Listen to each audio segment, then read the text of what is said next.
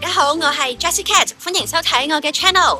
今日我哋嚟到一間位於西澳洲嘅亞洲超市買餸。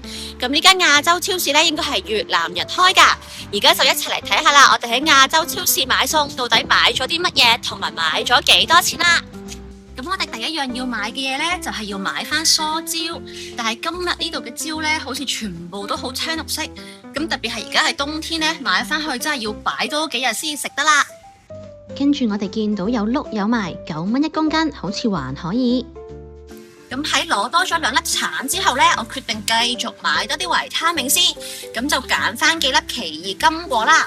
奇異金果雖然比較貴，但係呢會甜過普通奇異果。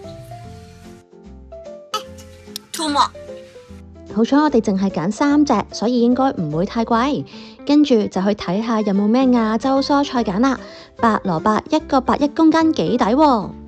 冬天係白蘿蔔當造季節嚟㗎，咁我想買翻啲白蘿蔔炆餸食，但係呢，我就見到佢今日啲白蘿蔔呢，其實都幾細條下，咁我唔知點解會咁啦，咁照揀翻2-3條啦。跟住我哋又見到有芫茜14個91公斤。咁其實我仍然未決定到今晚煮咩餸㗎，但係見到芫茜呢，好似又幾靚，咁又攞翻紮芫茜啦。買完蔬果之後，行過雪糕櫃，就有一樣嘢吸引我嘅注意啦，就係呢啲水果造型嘅雪糕。行過見到呢隻水果形狀嘅雪糕，我就想講一下啦。咁係因為呢，之前我見到有間澳洲超市呢翻咗一批咁嘅雪糕，結果呢啲澳洲人呢係為之而瘋狂咁滯㗎。咁直到而家呢，嗰間超市呢每次翻咗一批呢，都會即刻 upload 上 Facebook， 啲人呢又會即刻衝過去再買過嘅。不過我自己呢，就暫時唔係太大興趣啦。繼續行埋落去睇下乾貨部有冇嘢要買啦。行過零食部呢，見到有好多種唔同嘅麻薯喺度，咁我心血來潮呢，又想食啦。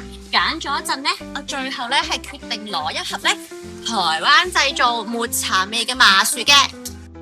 行到去最後面嘅急凍櫃，我哋就再攞一包急凍蜆肉。